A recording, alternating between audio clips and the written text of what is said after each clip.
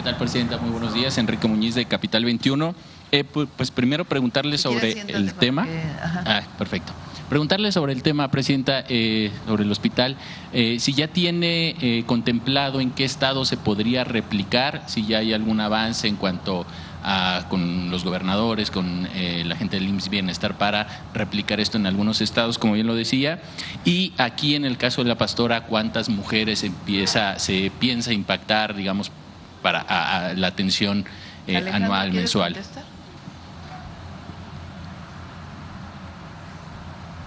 Sí, con su permiso, Presidenta. El hospital funciona en la red de servicios territorial del IMSS Bienestar. Entonces son 142 centros de salud, tanto de la Ciudad de México como del Estado de México, que tributan a este hospital.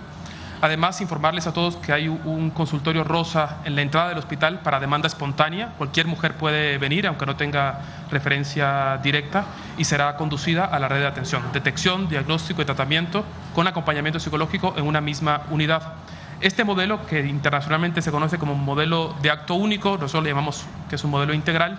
La instrucción de la Presidenta es que al menos cada estado de nuestro país tenga uno de ellos. Algunos serán operados por el IMSS Bienestar, otros por el IMSS, otros por el ISSSTE, pero todos bajo el principio de universalidad. Es decir, que cualquier mujer con o sin seguridad social pueda asistir y que el tratamiento diagnóstico esté garantizado con gratuidad. Muchas gracias. Presidente, y aprovechando ahorita que señalaba, durante este evento ha estado señalando mucho el tema del cablebús, pues ha sido de gran impacto aquí en Ciudad de México, principalmente este modelo de transporte. ¿Cómo ha visto la consolidación de este sistema?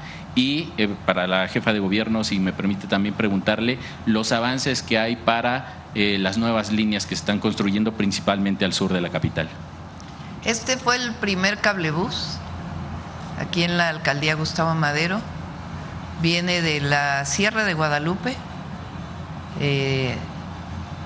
a el metro Indios Verdes. Es un sistema de transporte masivo en realidad. Fue diseñado para 6,000 pasajeros diarios, pero está transportando más y pues cumple una función indispensable. Se tardaban hora y media, 2 horas en bajar, y ahora media hora, 40 minutos de una manera cómoda, segura. Entonces es un gran sistema de movilidad. Después se hizo el de Iztapalapa, de la Sierra de Santa Catarina al Metro Constitución de 1917, y después se hizo el que va a la 4ª sección del Bosque de Chapultepec, que va en realidad a las colonias altas de la alcaldía Álvaro Obregón. Y Clara está haciendo más.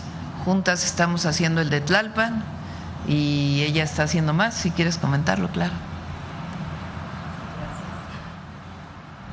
Sí, el sistema de cablebús se fortalece en esta administración de la ciudad, además del de Tlalpan, que con apoyo del gobierno federal se está llevando a cabo, de las partes altas de Tlalpan hasta el Metro Universidad.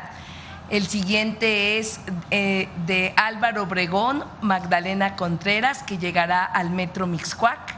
Y el siguiente es del Metro Tláhuac a Milpalta. Atravesando por Tláhuac, y se están haciendo las consultas previas en cada uno de los pueblos. Lo importante es que este sistema hace justicia territorial, porque va a las zonas más lejanas y logra garantizar que en menos tiempo y con menos recursos la población pueda movilizarse. La mayor parte de la población que vive en las partes altas de la ciudad tiene una pobreza de tiempo, porque tarda 2-4 horas para ir y venir de su trabajo, y esto ayuda por completo. Es uno de los mejores sistemas públicos de movilidad. Muchas gracias. Presidente, y entrando al tema del 8M, con lo que pasó el día de ayer, primero preguntarle su opinión acerca de la marcha que se dio en Ciudad de México principalmente, y bueno, pues obviamente en todas las entidades del país.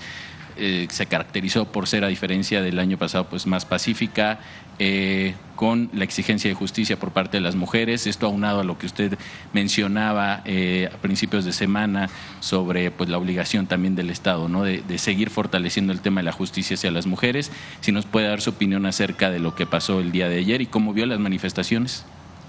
Pues en la mayoría de las entidades de la República fueron manifestaciones pacíficas, diría en todas.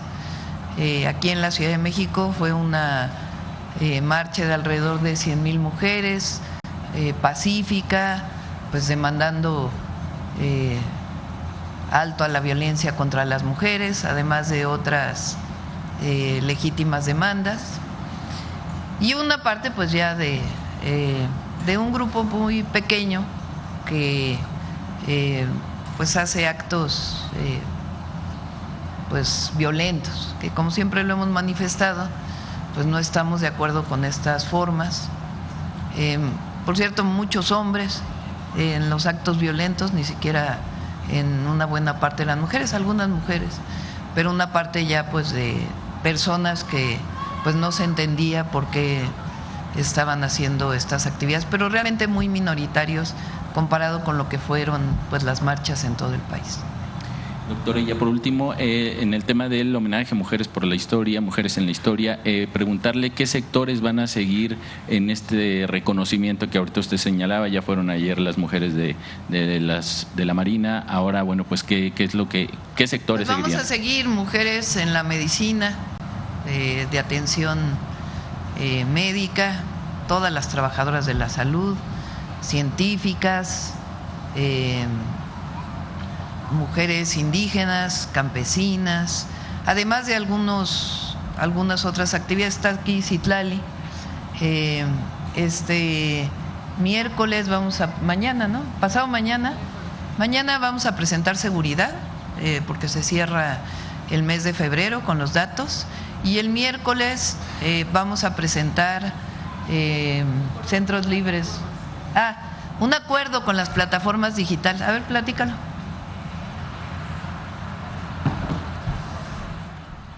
Gracias, buen día. Sí, como lo habíamos ya platicado, vamos a presentar un acuerdo que hemos trabajado con plataformas digitales para presentar, digamos, varias acciones que combatan la violencia digital. Es el primer acuerdo, por supuesto queremos profundizar en las acciones y lo presentamos este miércoles, presidente. Perfecto, muchas gracias. El jueves presentamos centros libres, ¿no? Que vamos a llegar casi a 1,000 centros libres.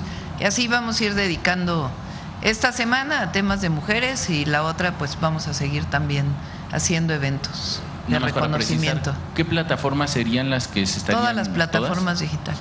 Ok, gracias. X faltó. Bueno, vamos. A ver, Lisa, que está de visita. Buenos días, presidenta. Liz Vilchis para SDP Noticias. Lo primero que quiero preguntarle sobre el tema es, ¿existe un plan para descentralizar este tipo de tratamientos contra el cáncer y llevarlo a comunidades indígenas, campesinas, alejadas de la capital?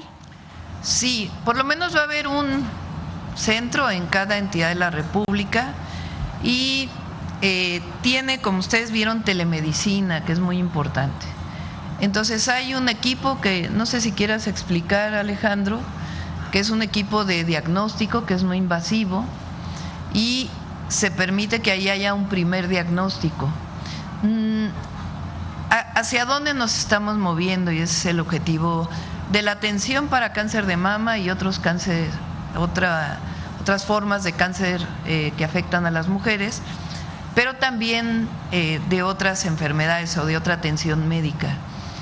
La idea es que el diagnóstico de una radiografía, de una tomografía, de otros equipos, no se tenga que realizar necesariamente en el mismo hospital, sino que la imagen viaje y que haya un centro de diagnóstico.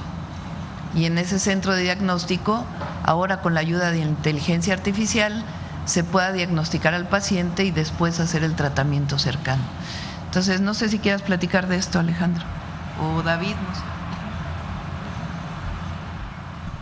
Sí, como señalaba nuestra presidenta, el hospital surge como un modelo de atención. Entonces, como vieron ustedes, hay un área de imagenología con especialistas en detección de lesiones benignas y malignas en las mamas, y vamos a poner un equipo que es un equipo no invasivo, es un equipo indoloro en todos los centros de salud tributarios a este hospital. Ahí podemos hacer un diagnóstico de tamizaje, es decir, una detección rápida de todas las mujeres que requieren una comprobación diagnóstica con la mastografía. Gracias, presidenta. En un segundo tema quiero preguntarle a propósito de el homenaje que se hace ayer a las mujeres en las Fuerzas Armadas.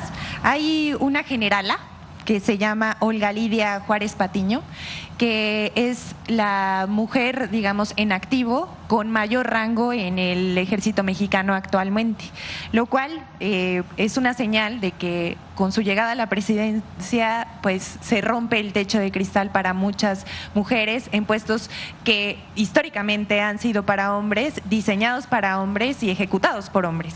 Entonces, mi pregunta es: ¿qué siente al saber que su presencia como presidenta de la República coincide con este momento en que otras mujeres conquistan otros espacios? Es un símbolo el llegar a la presidencia como mujer.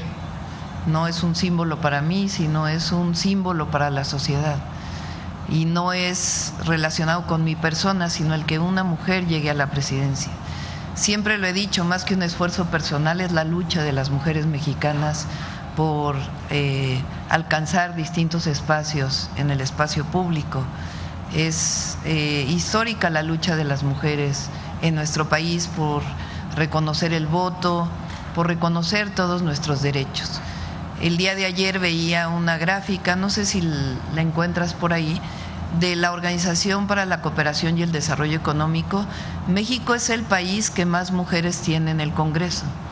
Es el primer lugar de todos los países de la OCDE que legislaron que 50% deben ser mujeres. El promedio es 34%.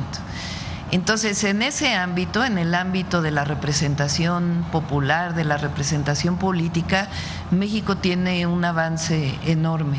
Tenemos que seguir avanzando en otros derechos para las mujeres. Y este símbolo pues ha permeado en muchos espacios de la vida pública, y me da mucho gusto que también haya permeado en las Fuerzas Armadas. Hace 40 años no había mujeres en el ejército. Es bastante reciente que las mujeres sean parte de las Fuerzas Armadas.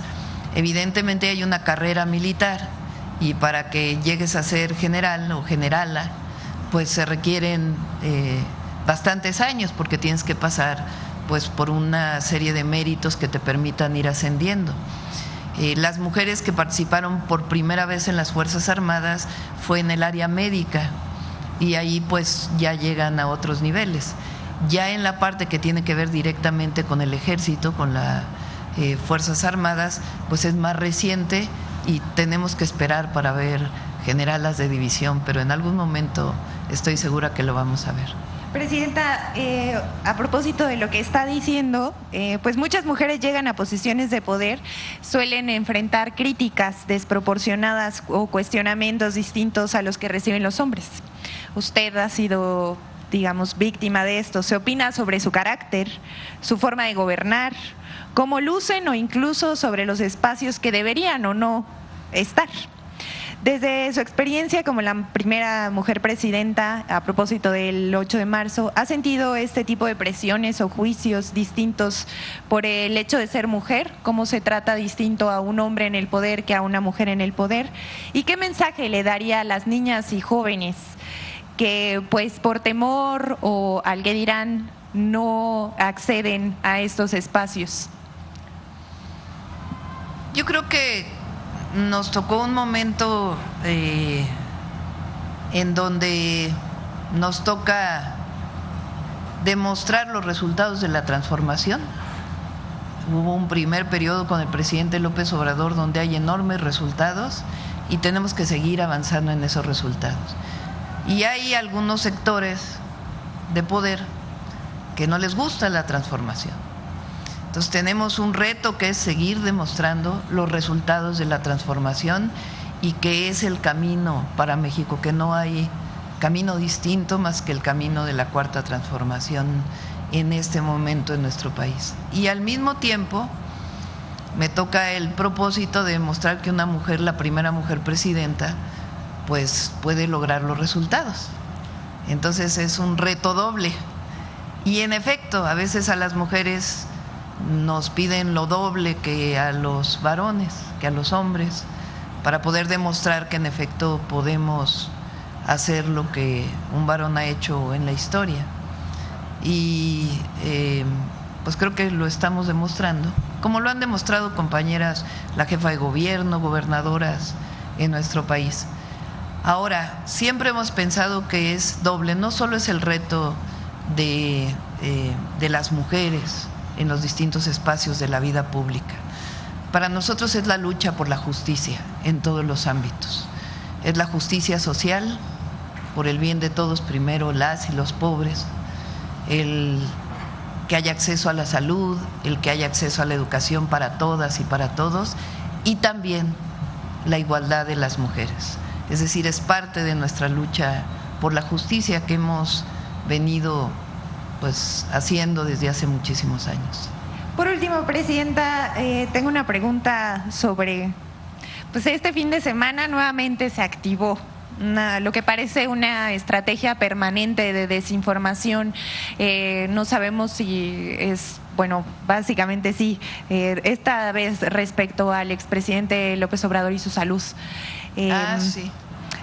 Bueno, este es un ejemplo de cómo se exponencia la mentira para que se replique de forma masiva, y cuando se desmiente el relato, la gente acusa, censura de la supuesta mentira. Entonces mi pregunta es, ¿ya han identificado esta forma de construir el relato como parte de una estrategia permanente de la oposición y de, también hay que decirlo, factores externos al país que están promoviendo la derecha, que la derecha avance en América Latina? ¿Y hasta dónde la infodemia como una estrategia de la derecha y de grupos opositores ha logrado enquistarse en la vida pública de México? Primero, la irresponsabilidad de algunos comunicadores, y lo digo con todas sus letras. Jorge Fernández Menéndez. Él fue quien estuvo difundiendo que el presidente López Obrador había entrado al hospital militar. ¿Qué fuente tenía? Ninguna, porque era falso. ¿Cómo es posible que alguien que se dice periodista, a alguien que se dice que está comprometido con la verdad, puede difundir una noticia de este tipo? Porque una cosa es una cuenta falsa manejada por alguien que está en contra, que también está mal, pero otra cosa es un periodista que acaba de publicar un libro, que se dice periodista y que difunde una noticia absolutamente falsa. Es irresponsable, por lo menos es irresponsable. Y lo segundo, pues es, sí, es parte de una campaña. Fíjense, el domingo que ocurrió en Jalisco, la detención de este personaje de la delincuencia organizada y su posterior fallecimiento, internacionalmente lo que se dio a conocer fueron noticias falsas. No lo decían embajadores que les preguntaban qué está pasando en México, que claro que hubo problemas ese domingo, y hubo periodistas también con nombre y apellido que fueron los que estuvieron difundiendo las imágenes de un avión quemándose. Periodistas mexicanos o periodistas mexicanas, cuando no tenía ninguna fuente. ¿Qué objetivo tiene? ¿Qué objetivo tiene difundir una imagen falsa? Pues dañar al país. porque no es dañar a la presidenta, es dañar al país, afectar a México. Entonces sí son campañas, pero afortunadamente México ha avanzado muchísimo. Su pueblo, el pueblo de México es un pueblo muy consciente. El otro día le preguntaba a los niños de la preparatoria en Chimalhuacán, les pregunté, no sé si era en Chimalhuacán o dónde les pregunté, ¿cuánto tiempo pasan en las redes sociales? Y decían 2 horas, 3 horas, 4 horas, hubo quien dijo 10 horas, no sé si era para de broma o era parte de lo que ocurría. Y les dije, les quiero decir algo, lo que viene en las redes sociales no necesariamente es cierto. Y todos, ay, así como, ay, la presidenta, qué gran verdad nos está diciendo, ¿no? O sea, ellos saben pues que tienen 15 años, ¿no? Pero de todas maneras es muy importante que sepamos cuando vemos las redes sociales que hay muchísima información falsa, fake news, y no es solo algo que se use en México, es algo a nivel internacional. Ahora que hice la propuesta de reforma electoral, en uno de los artículos de propaganda electoral durante las elecciones, ponemos ahí de que si se usan imágenes con inteligencia artificial, diga suficientemente en un lugar que se vea muy visible que en efecto es inteligencia artificial, y que si no, pues la propia plataforma pueda bajar a petición del INE o a petición de alguien que está solicitándolo. Dicen que eso es censura. Pues no tiene nada que ver con la censura, es sencillamente, se puede publicar, pero que diga pues que es el uso de inteligencia artificial, ¿no? Para que la gente pueda conocer de mejor manera pues que no son imágenes reales, ¿no? Muchas gracias, presidenta. Gracias. Adelante. Buen día, presidenta. Manuel Pedrero, de los Reporteros ¿tú MX. preguntaste? ¿Hace cuánto preguntaste? En el mes. No, fue hace como 15 días. Adelante. Bueno, como decía antes de ser infantilmente interrumpido, presidenta, la general de división, ya había una general antes, la general de división Marta Patricia Fernández, ella es en retiro, general de división también, entonces ya hay un precedente de eso. Me refería de armas, digamos. Sí, justo, sí. Ahí está. Bueno, presidenta, aprovechando el tema médico, hay muchos productos esencialmente para la salud de la mujer que cuentan con un impuesto altísimo en comparación a otros productos de consumo para hombres. Preguntarle si en el orden programático de su gobierno usted o la secretaria de la Mujer, Citlali Hernández, tengan vislumbrado en algún momento enviar al legislativo una propuesta para erradicar estos impuestos a los productos de artículos de salud. En el caso de la medicina, el objetivo es que sea gratuito en los centros de salud y los hospitales, que hemos avanzado muchísimo en el acceso a los medicamentos gratuitos, principalmente con las rutas de la salud y la compra de medicamentos y el abastecimiento que se normalizó. Y también hay impuestos, hay productos que no tienen impuestos relacionados con productos de higiene para las mujeres. Toallas sanitarias. Y bueno, puede analizarse alguna otra propuesta. Ok. Presidenta, en el marco del 8M, el presidente Donald Trump este fin de semana, la verdad que una serie de comentarios despectivos, incluso de remedo, refiriéndose al caso mexicano, refiriéndose a usted en este pues club de Tobin, por cierto, ninguna mujer mandataria convocada en esta convocatoria para hacer un borde de paz en el continente americano, refiriéndose al caso mexicano como el epicentro de la violencia. Preguntarle si su gobierno ya va a fijar postura respecto a estas declaraciones del presidente Trump. Lo hemos hecho muchas veces. Qué bueno que el presidente Trump dice públicamente que cuando nos ha propuesto que entre el ejército de Estados Unidos a México hemos dicho que no. Porque es la verdad, hemos dicho que no.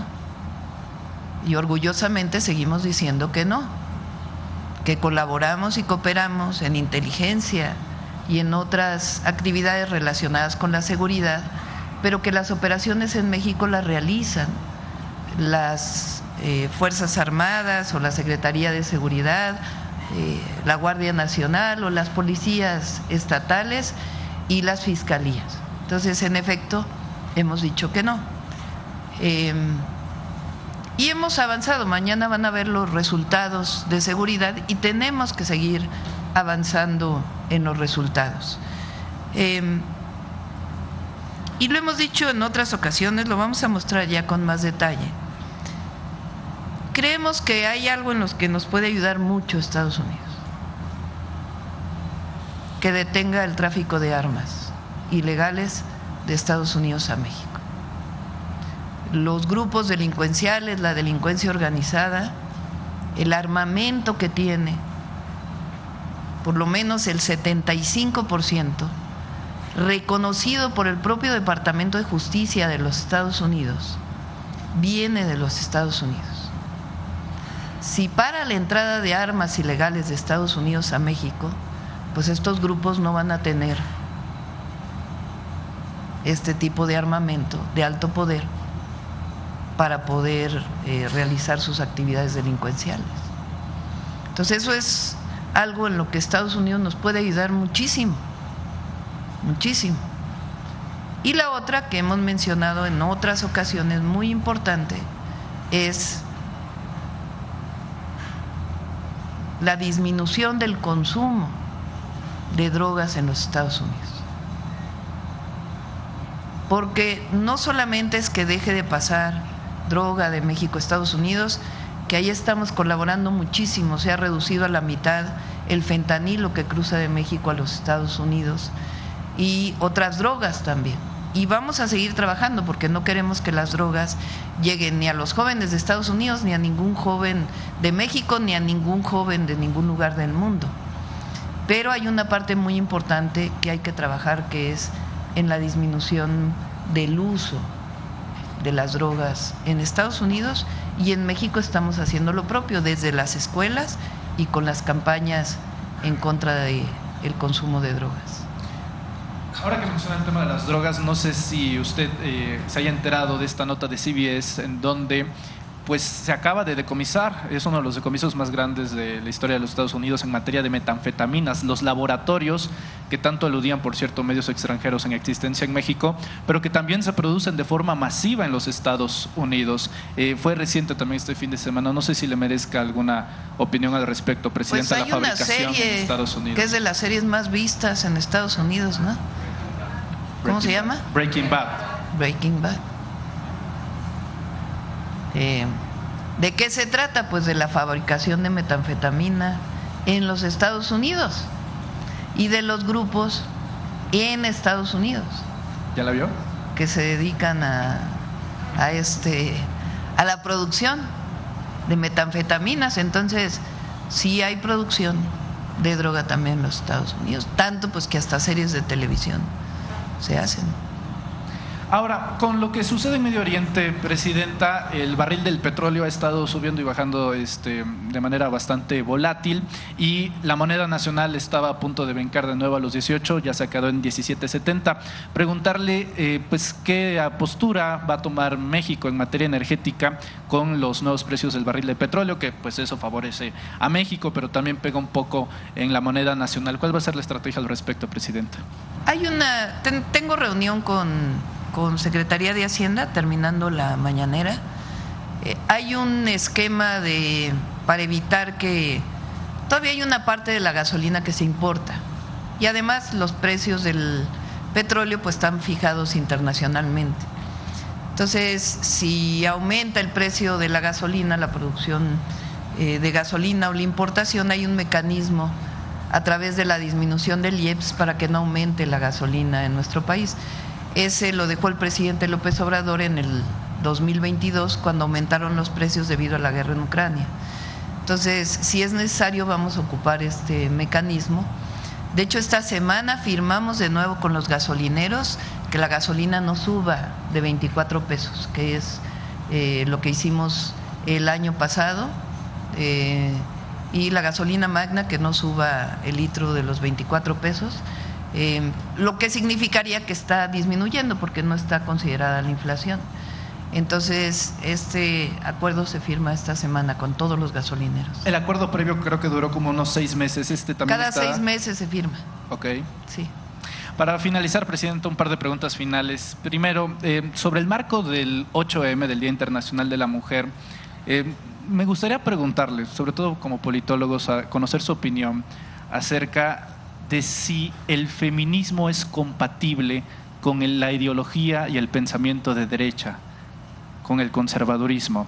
Esto se lo menciono más que nada ya que muchas mujeres el día de ayer denunciaban una politización por parte de partidos políticos, pero también de figuras ligadas al conservadurismo, muchas de ellas también ligadas a personajes que han promovido de manera sistemática la violencia, la misoginia, el machismo, los insultos incluso hacia la figura presidencial que usted representa. ¿Es el feminismo compatible con la derecha, Presidenta?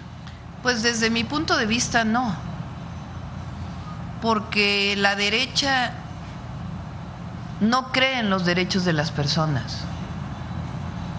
La derecha visualiza los derechos como privilegios y mercancías.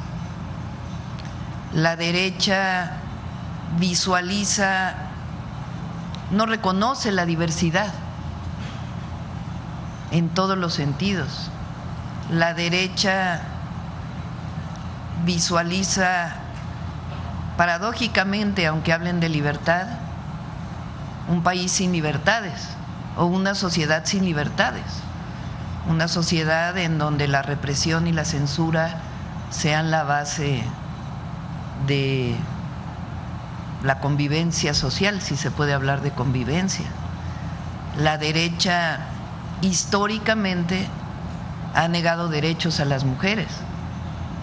La derecha no visualiza a una mujer en los distintos ámbitos de la vida pública.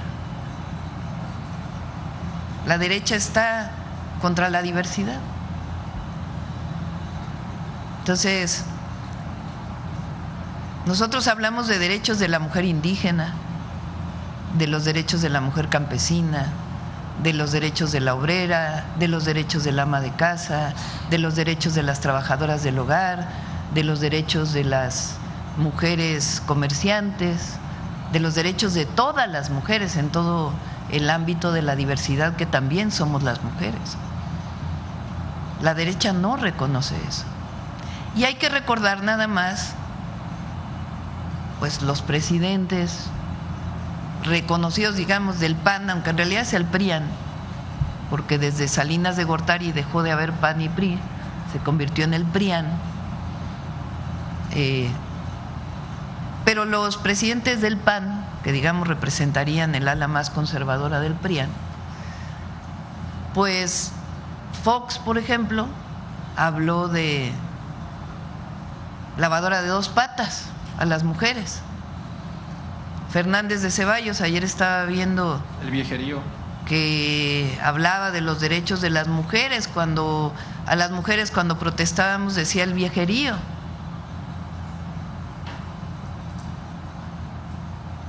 Y en general, los derechos de las mujeres pues no son reconocidos por la derecha. Gracias, Presidenta. Mi pregunta final sería para la jefa de gobierno, Clara Brugada. Casi no tenemos oportunidad de hablar, pero recientemente un informe técnico de la Secretaría de Finanzas del Gobierno de la Ciudad, sobre todo en obra pública, marca a la GAM como el primer lugar, 3,000 millones de pesos en materia de obra pública. ¿Por qué rescato el tema? Porque los presupuestos no son iguales para todas las alcaldías. Algunas, teniendo más, como es el caso de la Cuauhtémoc, no destinan ni el 15% del presupuesto total en obra pública. Aquí ronda más o menos del 52%, si no me equivoco, jefa de gobierno. Si nos pudiera dar una opinión al respecto.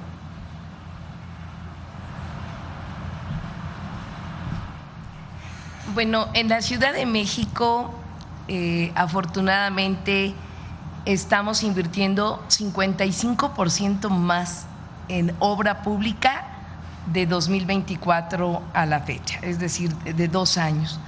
Y esto tiene que ver a nivel de la ciudad con un fideicomiso cuando se aumentó el impuesto de nómina. Y esos recursos se destinaron a infraestructura, a movilidad y al agua. Y de esa manera la ciudad ha venido invirtiendo en mucha obra pública. En las alcaldías, por supuesto que siempre ha habido la convocatoria a que se invierta en obra pública más que en cualquier otro tema. Algunas lo han logrado, otras no, pero siempre, por ejemplo, en el último aumento que dimos a las alcaldías, prácticamente está etiquetado a la inversión pública, al bacheo, a la repavimentación, a la sustitución de agua y drenaje. Así que en esta ciudad, desde el gobierno de la ciudad, estamos invirtiendo en mucha obra pública y eso se va viendo cada día.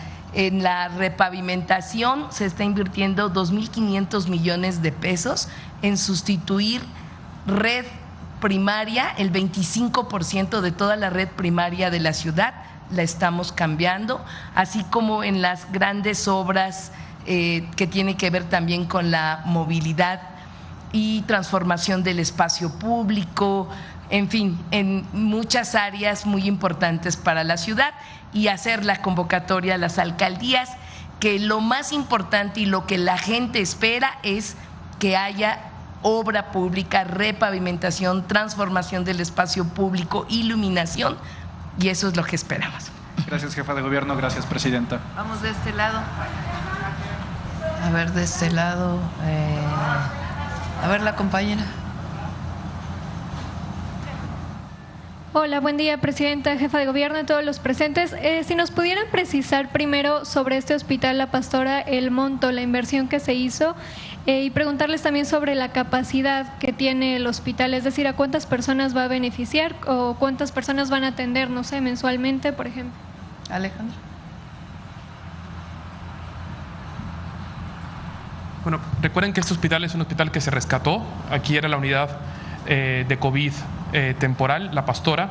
La inversión, para que vean ustedes lo que hay el día de hoy, fue de 221 millones de pesos, distribuidos en 108 millones de pesos de inversión de obra y 113 millones de pesos en equipamiento, con todo lo que mostramos el día de hoy. Y es un hospital que va a atender a toda la red metropolitana, y la demanda de servicios es en torno a 500,000 mujeres al año. Muy bien, bueno, preguntarles, aprovechando también que está la jefa de gobierno, me gustaría conocer su postura respecto a la despenalización del aborto en la Ciudad de México, que quedó pendiente esta parte en el Congreso de la Ciudad desde hace prácticamente ya más de un año. Preguntarles pues a ambas si me pudieran comentar alguna opinión al respecto, por favor. Pendiente, la despenalización del aborto en la Ciudad de México existe desde el periodo de Marcelo Ebrard. Estamos hablando sí, del 2007, 2008, ¿no? 2008. O sea, es sacarla del Código Penal, más bien, que es lo que buscan pues activistas. ¿Quieres comentar? Sí, es sacarla del Código Penal. Es un tema que ha estado en el Congreso de la Ciudad, y la comisión que atiende este tema está en procesos de consulta y vamos a esperar, ¿sí? Es, creo yo, que una definición importante y que se está discutiendo. Mientras esté en el Congreso de la Ciudad estaremos al pendiente. Y bueno, preguntarle, presidenta, sobre la reforma electoral que quedó pendiente en la Cámara de Diputados, preguntarle pues si ya hay consenso con las bancadas de los diferentes partidos, y bueno, pues qué opinión tiene de esta parte que todavía está por votarse. Pues vamos a esperar a ver cómo se da la discusión en el Congreso, y pues vamos a esperar. A ver, ponte otra vez la encuesta. Fue viernes, el lunes vamos a recordarla.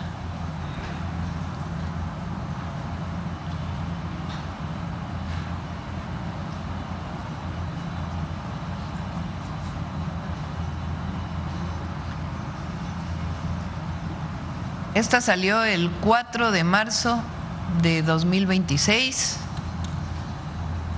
En días recientes, la presidenta de México, Claudia Sheinbaum, anunció una propuesta de reforma electoral. Por favor, dígame qué tan de acuerdo o en desacuerdo está usted con los siguientes temas considerados en dicha propuesta. Reforzar la supervisión del dinero que se usa en las campañas. 87% de acuerdo, muy de acuerdo. Reducir los sueldos y los bonos de los altos funcionarios del INE. 85% de acuerdo, muy de acuerdo. Modificar las diputaciones y senadurías plurinominales para que todos los cargos se elijan directamente por el voto ciudadano. 83% de acuerdo, muy de acuerdo.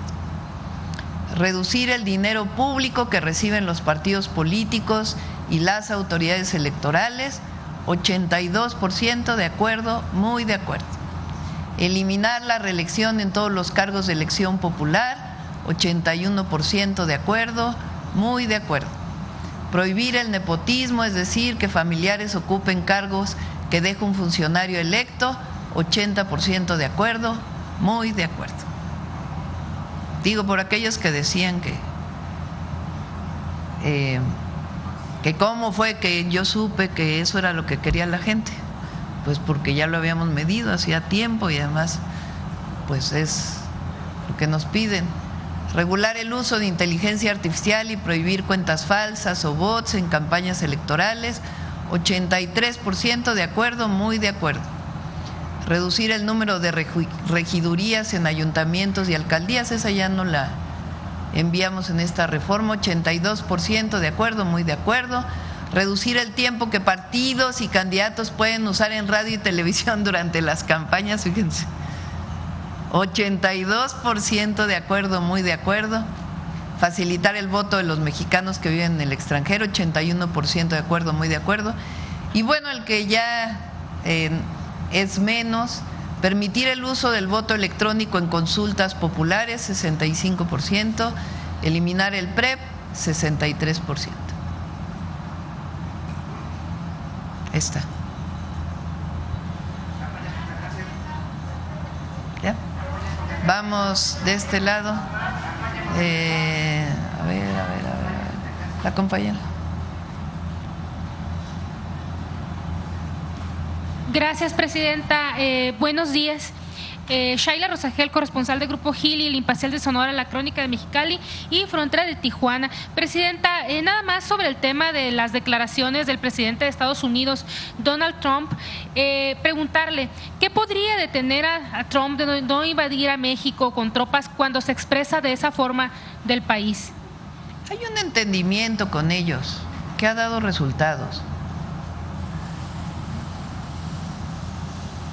Entonces, en las reuniones que hay con el Departamento de Estado, con el Comando Norte y la Defensa, hay acuerdo en el trabajo que estamos haciendo. Entonces vamos a seguir colaborando en ese marco con nuestros 4 principios. Principal, pues el respeto a nuestra soberanía y nuestro territorio. Y ahí donde hay colaboración en inteligencia y otros temas, normalmente es a petición del Gobierno de México. Muchas gracias, presidenta. Preguntarle también sobre el avance de las gestiones precisamente de México con el gobierno de Estados Unidos para la reapertura de la frontera al ganado. Van 8 meses desde el último cierre, que fue en julio del año pasado. Preguntarle cómo van estas gestiones, para cuándo se vislumbra la reapertura y cómo va la entrega de apoyos a los ganaderos afectados por este cierre debido a la plaga del gusano barrenador. Bueno, hay que decir que hay una parte importante, ya que venga Sader a poderlo exponer. Los ganaderos, aún con la situación difícil, encontraron mercado a nivel nacional para el ganado. Entonces, pues eso es muy bueno, ¿no? Porque aún con la frontera cerrada, de todas maneras, pudieron tener el mercado y además aumentaron los precios. Entonces, aún con las dificultades, tuvieron pues la posibilidad de seguir teniendo el negocio relacionado con la producción de carne. Por otro lado, está por terminarse ya la fábrica de moscas. Yo creo que en 2 meses se termina, está en Chiapas, también lo vamos a presentar. Y también se hizo un trabajo en donde nos está ayudando el equipo de Sembrando Vida para hacer trampas, no solamente la liberación de moscas que permiten que ya no haya fertilidad y entonces elimine la larva, sino trampas que no son muy complejas, que permiten que caigan ahí las moscas y con esto pues disminuir el número de este insecto que tiene la afectación del gusano barrenador. Entonces se sigue atendiendo y seguimos trabajando. Trabajamos con el estado de Sonora, con Durango y con Coahuila para el desarrollo de centros de producción integral de carne que pueda ser exportada. En el caso de Sonora van muy avanzados, en las otras 2 entidades no tan avanzadas, y ahora estamos hablando también con el gobierno de Tamaulipas, que está interesado en desarrollarlo. Presidenta, comenta usted que en unos 2 meses más se inauguraría esta planta de mosca. Entonces, después de estos 2 meses, ¿se podría ver la reapertura? Pues vamos a ver la apertura. En eso seguimos trabajando con el gobierno de Estados Unidos. Depende de ellos, no depende de nosotros. Nosotros seguimos trabajando para el control del gusano barrenador. Y afortunadamente, repito, pues se han encontrado otras opciones para los ganaderos, particularmente del norte del país. Pero fue, digamos, el gobierno de Estados Unidos pidió esta planta, ¿no?, de mosca. Sí, de hecho están dando recursos para que se haga. Ahora pues depende de ellos el abrir la frontera. Gracias, presidenta. Ya por último, presidenta, sobre Baja California, preguntarle, bueno, Baja California depende mucho del sector industrial, sobre todo del de exportación. Tiene mucho tiempo ya que Baja California enfrenta un déficit en la cuestión de energía, sobre todo en verano, ¿no?, al no estar interconectado al sistema nacional, y también pues se le suma esta crisis de agua. Preguntarle si esto podría poner en riesgo la llegada de nuevas inversiones y la permanencia de empresas que ya operan aquí en esta entidad, y qué proyectos de infraestructura hídrica y energética tiene el gobierno federal en el estado para fortalecer el crecimiento de Baja California. Sería todo, presidenta. Baja California tiene 3 plantas que hizo el presidente López Obrador y se está haciendo la interconexión de Sonora a Baja California a través de una línea de transmisión que va avanzando, tiene sus complicaciones pero va avanzando. Y están operando. Una de ellas inició su operación con diésel y ya está por operar con gas natural. Entonces eso ayuda a Baja California y a Sonora, al norte de Sonora particularmente. Y por otro lado, ahí están diseñados varios proyectos de energía renovable. Recuerden que estamos con un proyecto pues muy ambicioso de generación eléctrica, tanto con inversión pública como con inversión mixta. Mixta quiere decir 54% pública, 46% privada en las plantas de generación, la mayoría de energías renovables.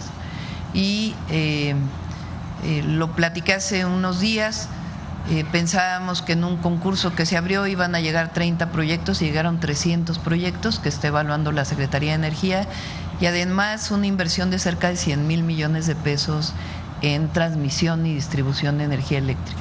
Entonces no tiene, el problema energético no es problema para que se siga desarrollando la zona industrial de Baja California.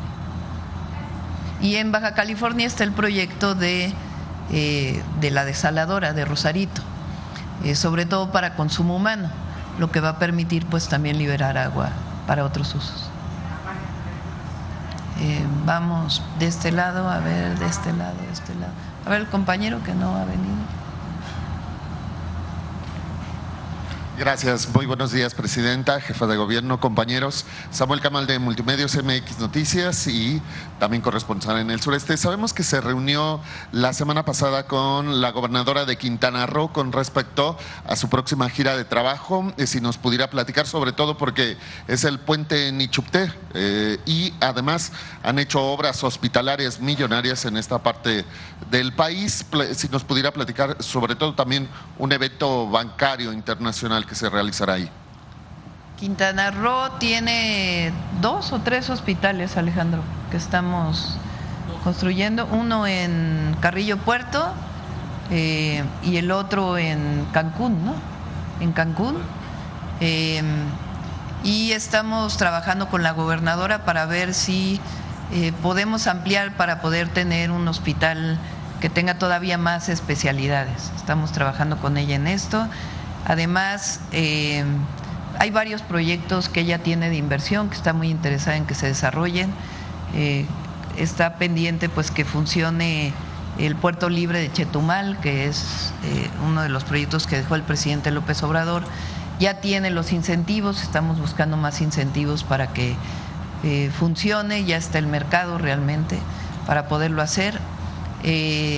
Varios proyectos de inversión que tiene la gobernadora.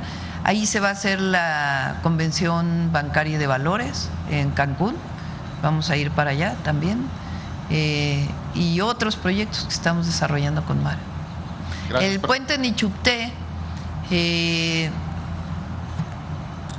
íbamos a inaugurarlo en diciembre, después en enero, muy probablemente lo inauguremos en abril. ¿Cuál es la razón? Se están haciendo pruebas de carga, se llama, en el puente. Ya está completo el puente, ya se terminó. A ver si te pasa el video, Jesús, creo que el otro día lo pasó, a ver si lo tienen por ahí. Ya está completo, está hermosísimo, hermosísimo. Miren nada más, pasa por la laguna.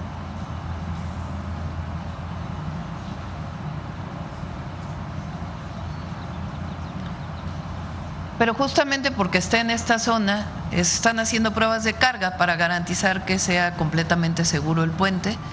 Entonces estamos en ese proceso, no las han terminado y quieren terminarlas, además pues de los últimos detalles del propio puente. Entonces se está garantizando la seguridad del puente y por eso estamos así. Es algo que se hace normalmente, no es algo particular en este caso, pero por estar en la laguna pues es sumamente importante que se hagan todas las pruebas de carga. Muchas gracias, presidenta. Y en una segunda pregunta con respecto a este tema y sobre todo porque Quintana Roo es un hub de conectividad para lo del Mundial, sobre todo se conecta con las ciudades donde va a ser sede mundialistas. Y en materia de la guerra, lo que comentaban algunos de los sectores empresariales de Quintana Roo que estaban preocupados por la llegada del turismo ante las afectaciones de la guerra. ¿Han también ustedes planificado alguna estrategia en caso de que se vea la afectado? guerra en Irán, dices. Sí, exacto. Pues no se han cancelado habitaciones. Hubo un malentendido ahí por cómo se publicó por algunos medios de que había habido una cancelación de la FIFA después del evento que ocurrió en Jalisco, pero en realidad es algo que ocurre normalmente. La FIFA reserva, digamos, 2,000 habitaciones y antes del Mundial decide, pues no vamos a usar 1,000, vamos a usar 1,500 y entonces 500 las libera. No hay algo en particular y además es el 1% de las ocupaciones de los hoteles de la Ciudad de México. Entonces hay lleno total, igual que en el caso de Guadalajara y de Monterrey, y en Cancún pues igual. Además Cancún pues justo es el periodo en que vienen muchos jóvenes de Estados Unidos, los Spring Breakers que le llaman, y está lleno en este momento la Riviera Maya de jóvenes de Estados Unidos que vienen a México. Y finalmente, si me permite preguntarle a la jefa de gobierno en relación a esta planificación, sobre todo porque son obras magnas que no son solamente para el Mundial, sino van a trascender en las administraciones luego de la reunión de gabinete que tuvieron en materia del Mundial la semana pasada. ¿Cómo van y hasta dónde llegaría la magnitud de las mismas? Sí, el miércoles pasado instalamos un gabinete entre alcaldías y gobierno de la ciudad rumbo al Mundial. Este gabinete va a reunirse periódicamente cada 15 días y ya antes del Mundial cada semana y las veces que sean necesarias. El objetivo de este gabinete es coordinar al menos algunos puntos. Uno de ellos es infraestructura y servicios, es decir, que las alcaldías trabajen todo el tema que tiene que ver con servicios en sus territorios, en sus demarcaciones, pavimentaciones, iluminación, para recibir al Mundial. Es muy importante que la ciudad tenga todos los servicios. Todas las obras que se hacen no son solo y exclusivas para el Mundial, todas tienen un carácter permanente y de apoyo a la población. El segundo punto es gobierno y seguridad. Necesitamos una coordinación estrecha para ese periodo del Mundial entre alcaldías y gobierno de la ciudad, y por eso es muy importante el trabajo que se haga previo en cada demarcación.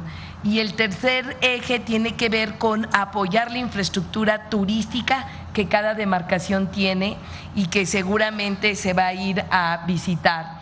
Y por último, el conjunto de acciones sociales y deportivas que se están generando entre las alcaldías y en los propios, en cada alcaldía.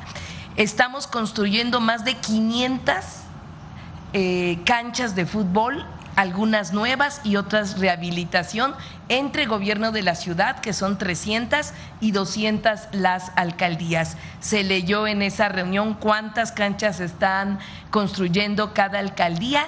¿Y por qué? Porque queremos que esta infraestructura no solo sirva rumbo al Mundial, sino genere un conjunto de acciones deportivas y sociales. Queremos un Mundial social, como dice la presidenta, un Mundial que en todos los territorios, desde los más alejados hasta el centro de la ciudad, haya deportes y se reciba jugando en movimiento. Y eso es lo que estamos haciendo. Además, toda la infraestructura que nosotros planteamos desde un inicio para el Mundial, pues ya muchas de ellas tienen avance, ya empezaron a llegar los trenes para el tren ligero, que vamos a modernizarlo, duplicar la cantidad de trenes y lograr que sea que más población pueda transportarse. Las obras alrededor del estadio ya están concluyendo, se incrementó la manera de cómo se recibe la lluvia. Recordemos que el Mundial va a ser en medio de lluvia, entonces estamos trabajando mucho para que haya la obra, la infraestructura necesaria alrededor del estadio para la propia gente que vive alrededor. Agua, drenaje, un jardín de lluvia maravilloso, el más grande del país en esa zona, además de iluminación y proyectos de transporte de la zona, la calzada elevada, el parque peatonal que estamos desarrollando de Tlaxcuaque a Chabacano. Todo eso va a estar a tiempo para el Mundial. Muchísimas gracias. Gracias, presidente. Pues yo creo que ya no. Vámonos. Humanismo mexicano, vamos a cerrar. Sí, vamos.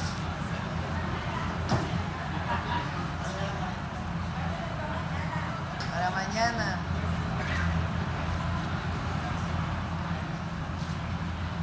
Gracias, muy buenos días, señora presidenta, muy buenos días, jefa de gobierno, secretarios, compañeras y compañeros. Hay amistades que surgen al calor de la fraternidad y no cabe duda que México y Cuba tenemos una larguísima historia de amistad profunda que lleva más de 500 años, que prácticamente tiene momentos históricos fundamentales y algunos poco conocidos. La cápsula que el día de hoy vamos a presentar es precisamente sobre muchos de esos momentos. Pocos sabían, por ejemplo, que el general Pedro Ampudia, cubano, fue uno de los grandes libertadores y forjadores de la República Mexicana.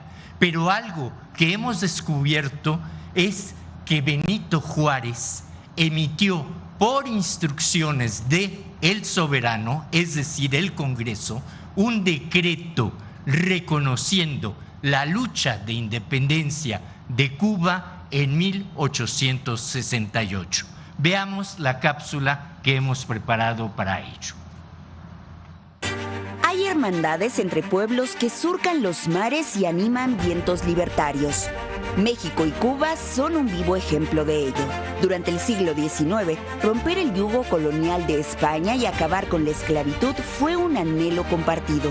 Muchos liberales cubanos, como Pedro Ampudia, se unieron a las filas insurgentes mexicanas para luchar por la independencia nacional. Asimismo, México y Cuba se identificaron por una generosa política de asilo y apoyo a los refugiados de ambas naciones. Benito Juárez y Melchor Ocampo dieron testimonio de ello a su paso por La Habana rumbo al exilio. Así lo confirman el poeta y libertador cubano José Martí o el escritor y periodista Pedro Santacilia. José Martí en algún momento escribió que si no hubiera sido cubano, sería mexicano. Durante la Guerra de Independencia en Cuba, en abril de 1869, el presidente Juárez reconoció el derecho de los cubanos a ser libres y permitió la entrada de buques con la bandera de aquel país a los puertos mexicanos. En 1898 se establecieron relaciones diplomáticas con México y el embajador cubano Manuel Márquez Sterling, y fue él quien en 1913 escribió una de las páginas más brillantes en la historia de la diplomacia al defender abiertamente al presidente Francisco I. Madero y al vicepresidente José María Pino Suárez. Cuando México decidió nacionalizar su petróleo, recibió el apoyo de Cuba frente a la presión de las potencias extranjeras. El general Lázaro Cárdenas agradeció la solidaridad cubana por su gesto de fraternidad. A fines de los 50, Fidel Castro y sus compañeros asilados en nuestro país surcan el Golfo de México para iniciar la Revolución Cubana. México es el único país que nunca ha roto relaciones con Cuba y ha mantenido su apoyo firme, condenando el aislamiento político y económico que es violatorio a las leyes internacionales. México y Cuba tienen historias hermanadas y el humanismo mexicano inspira y revitaliza la solidaridad entre nuestras naciones que buscan vivir bajo el principio de que la paz es fruto de la justicia y del respeto entre nuestros pueblos.